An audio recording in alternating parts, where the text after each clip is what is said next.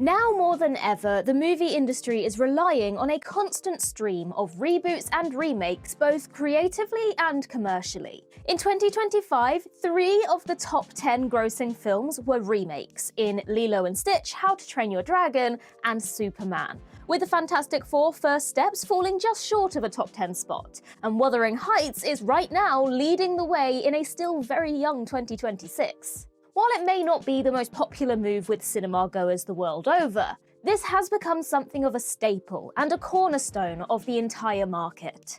Things don't look likely to change either, with plenty more reboots on the horizon both on the big screen and the small screen. But while many of these have been widely publicised, there are others that may have gone somewhat under the radar.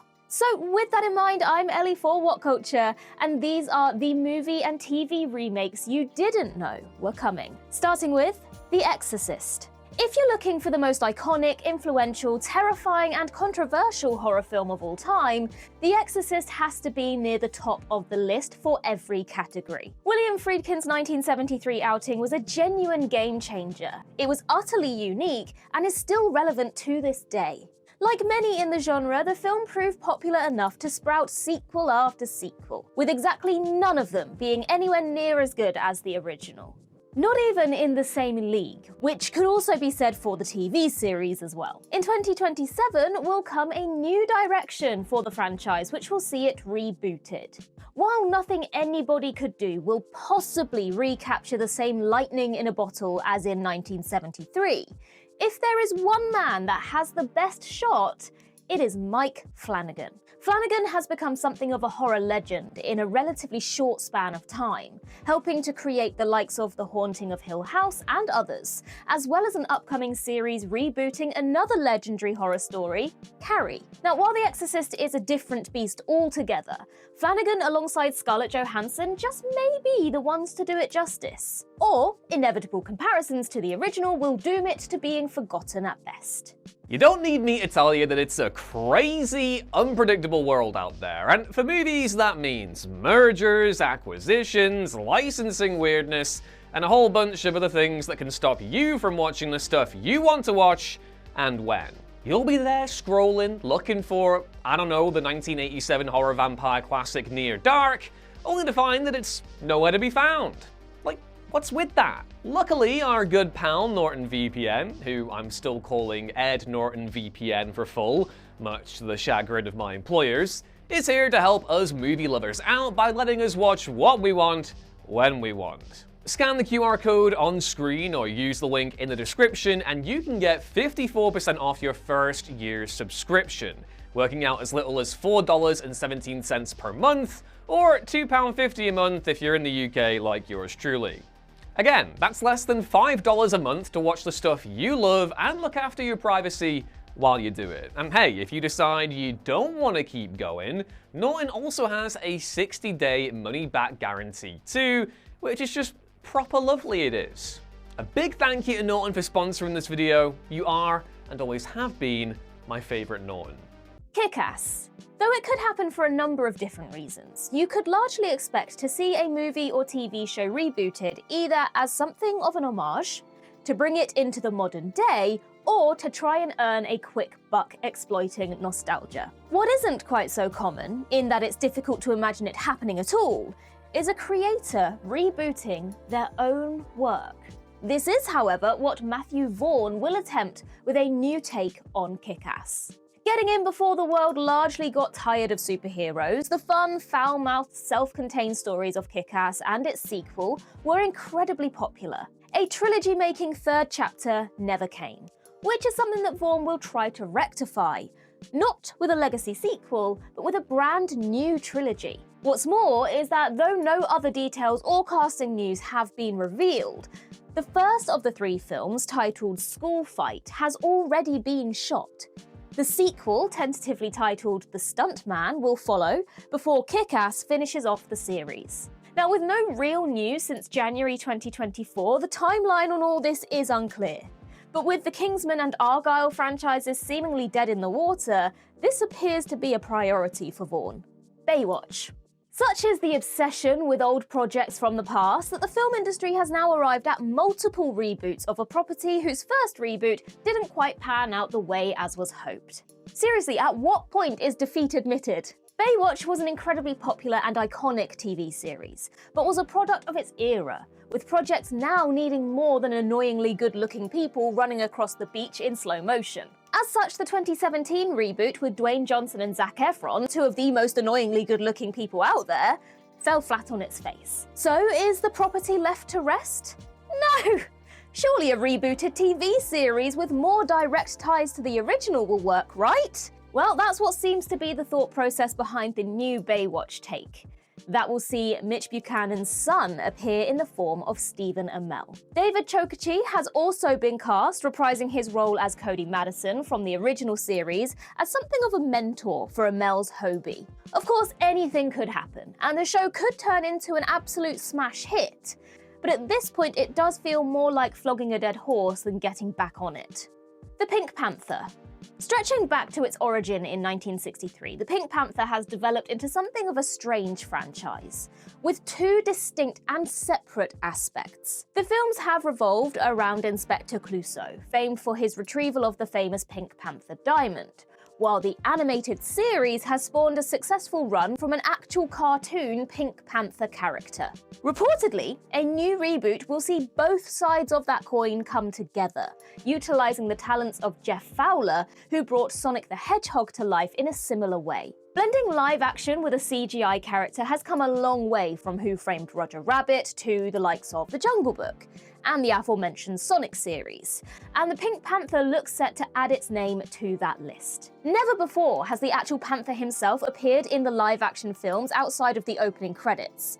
So when it is claimed the franchise will be brought to screen like never before, it's hard to argue with it. Most synonymous with the role of Inspector Clouseau is of course Peter Sellers, who was replaced in the 2006 reboot by Steve Martin. The latest version will reportedly see another comedy legend take the reins in Eddie Murphy.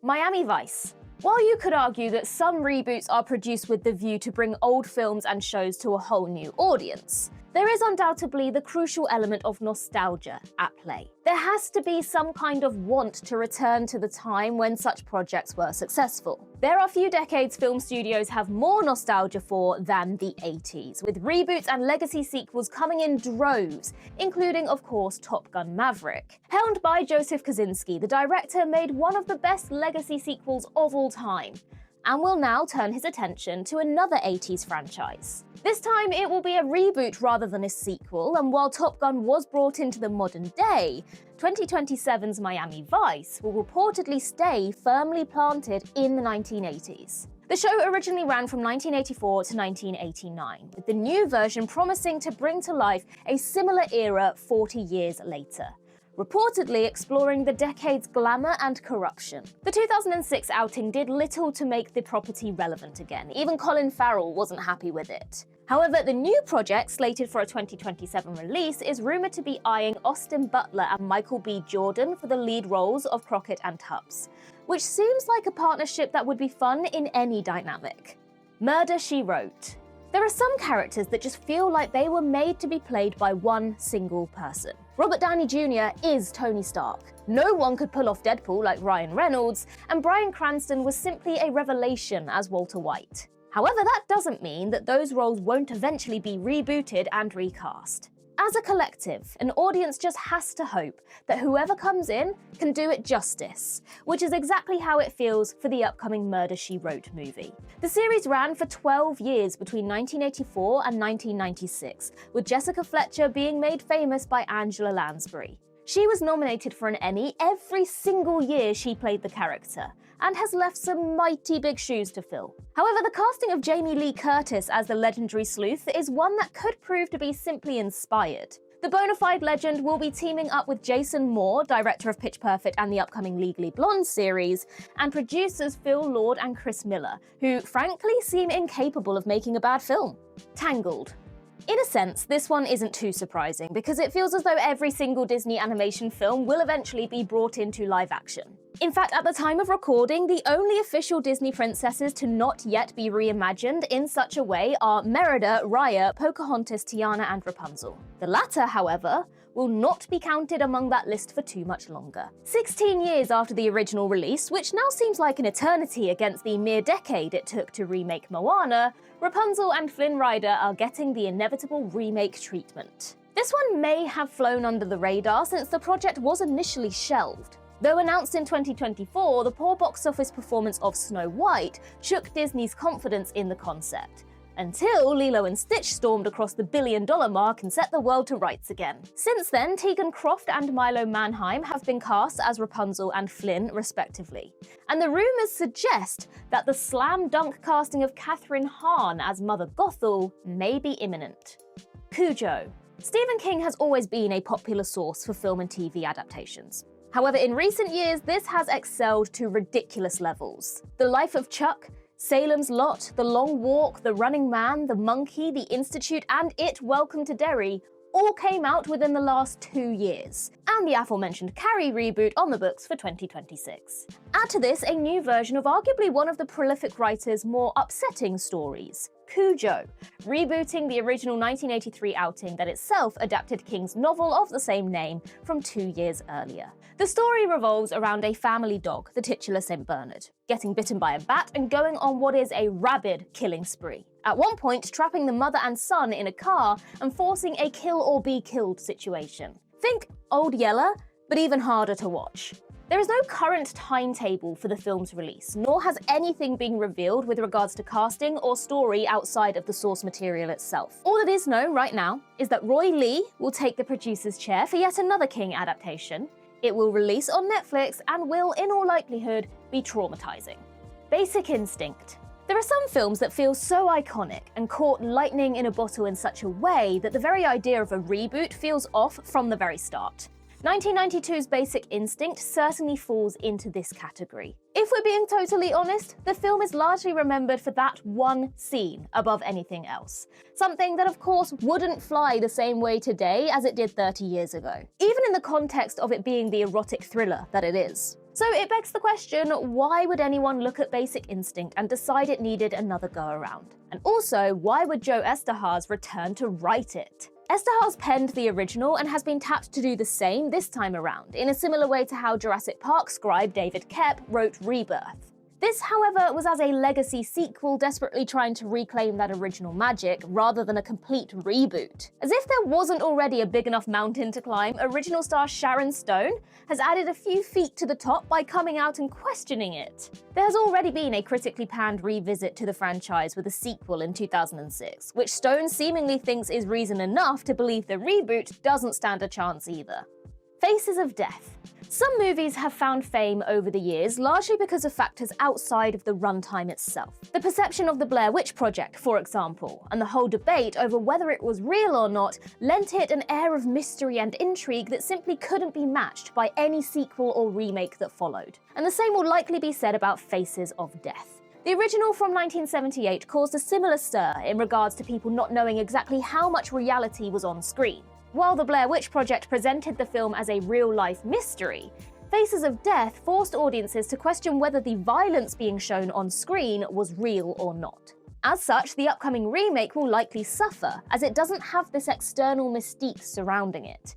Instead, the plot will play with the idea, with a content moderator having to try and figure out whether reenactments of the first film's violence are real. Unfortunately, this reboot appears to be missing out the uncertainty and controversy that drove audiences to see the original. And so this will likely go the way of the Blair Witch remake, in that no one will either watch it or care. Charlie's Angels.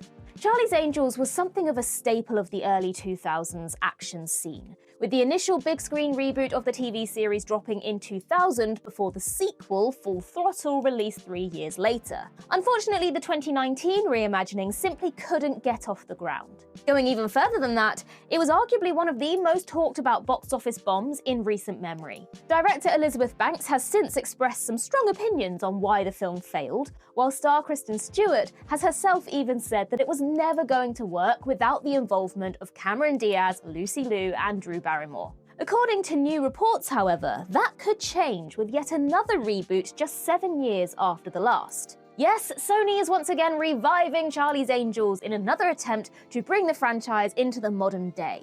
And this time, it would seem that Diaz, Liu, and Barrymore are set to return. In what capacity exactly is hard to say, though the project is firmly being referred to as a reboot and not a sequel. The news is rather surprising in that both Diaz and Barrymore have largely stepped away from their acting careers, although Diaz has returned recently. Whether or not this will be enough to reignite the franchise is impossible to say.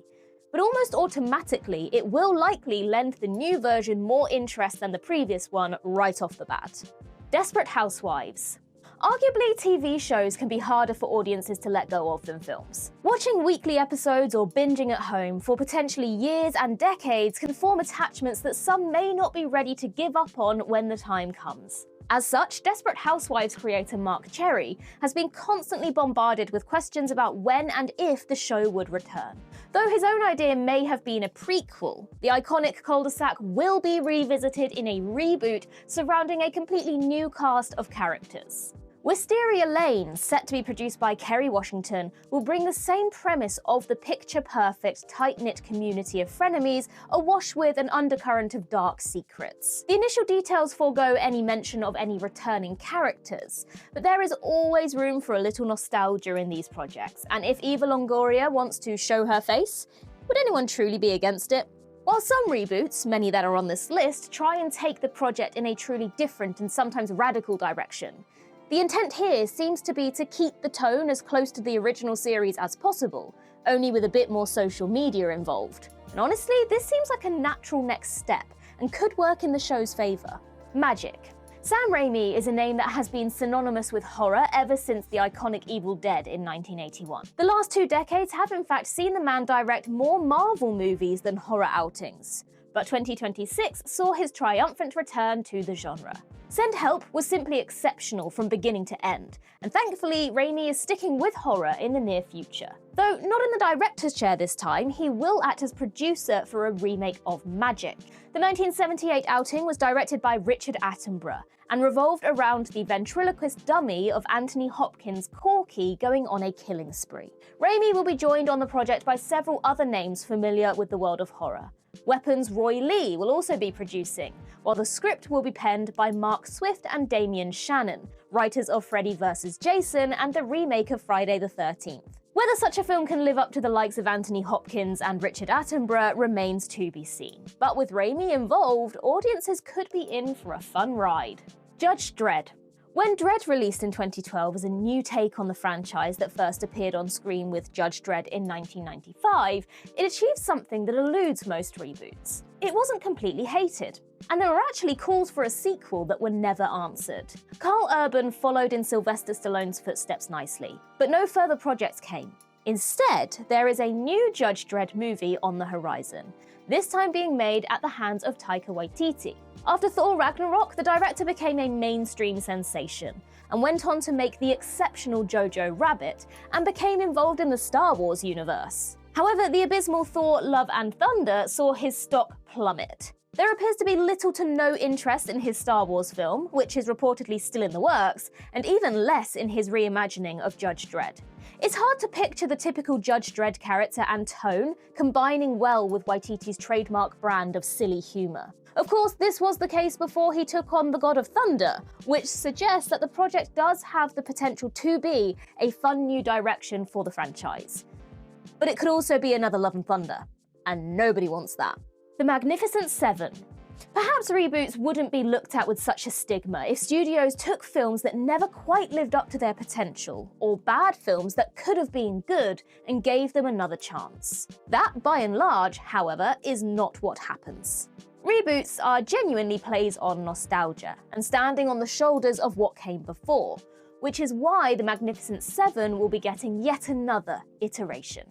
Widely considered one of the greatest westerns of all time, there was nothing more to bring to this particular table. Classics like these should be left alone, and while you'd be forgiven for thinking that lesson may have been learned after the largely forgettable 2016 remake, that seemingly won't be the case. What could possibly happen another decade later to make another go at the Magnificent Seven worth doing? While both the 1960 version and the 2016 version were built on ensemble casts, the only casting news so far is of Matt Dillon portraying Chris Adams, the character previously played by Yul Brynner almost 70 years ago.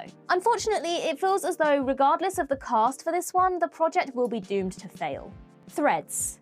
While it's true that many reboots are created with a vision of bringing something from the past back into relevancy, this entry covers something slightly different.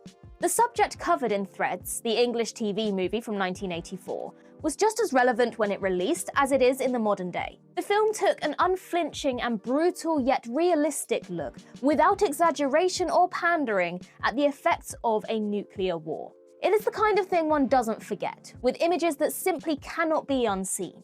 Of course, the idea of a nuclear fallout is something that doesn't exactly seem outside the realms of possibility in the current climate, and so revisiting Threads is an understandable move to make. The fact that it is being brought to life by the same people who created Adolescence, one of the most talked about shows of the last few years, suggests that this is going to be good, and people are going to take notice. Something that appears to be different right away, though, is that a synopsis has told of how the new Threads will explore hope in trying times, something that the original director Mick Jackson has taken exception to. Threads was never about hope, and there was never a light at the end of the tunnel.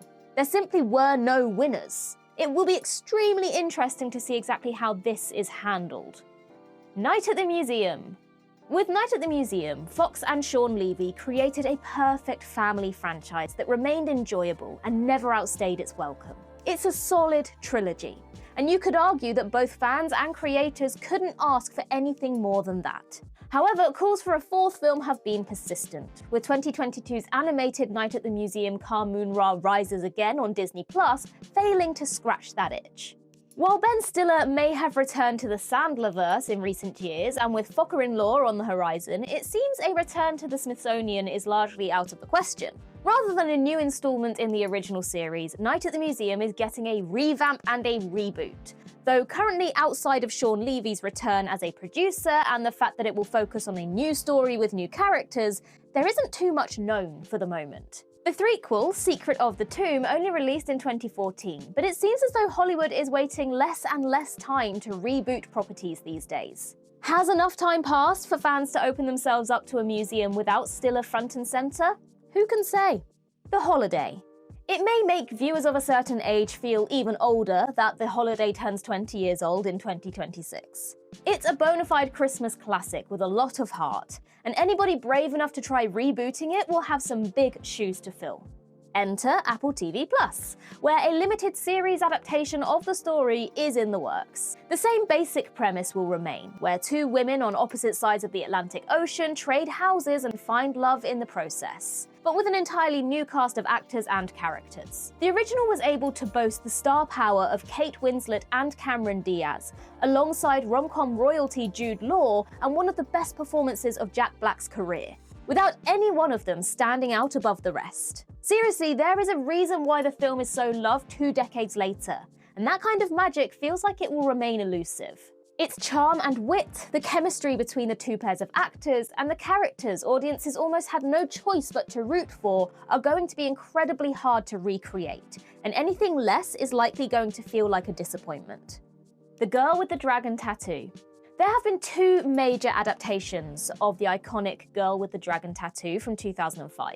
The 2009 Swedish trilogy starring Noomi Rapace was strong, while David Fincher's 2011 outing, arguably one of his most underrated efforts, never evolved into a full Millennium trilogy. Fincher's effort, as is to be expected, was an outstanding piece. However, even with a runtime of 2 hours and 38 minutes, it couldn't delve as deep into the story, the narrative, and the themes of the source material, in particular the ending. The film certainly still worked, however, compared to the novel, a lot of aspects felt almost skimmed over and rushed. A series allowing for far more exploration of the characters and their intertwining pasts and relationships could well be the right move for the story. Should Sky's efforts be able to bring to life a successful adaptation of the first Millennium book, there's no reason to think that further seasons couldn't adapt the further novels.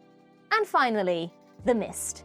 The Venn diagram of Mike Flanagan projects and Stephen King works has overlapped before, and will do so again. 2019's Doctor Sleep and 2024's The Life of Chuck will be joined in this by 2026's Carrie reboot, as well as Flanagan's take on The Mist. The novel was originally released in 1980, and the 2007 adaptation from Frank Darabont starring Thomas Jane has become infamous for one of the bleakest film endings of all time. There is a constant looming danger over reboots such as these, whereby there has to be a reason for doing it. Complete shot-for-shot clones largely feel pointless, which is something that Flanagan himself has already taken time to address. Simply put, this will be taken in a much different direction from the 2007 film, as the differences begin from page 1. Since Darabont's ending was a huge departure from that of the books, it's safe to say audiences won't have to see anybody needlessly kill their own son again. But there is certain to be other horrors to endure all the same.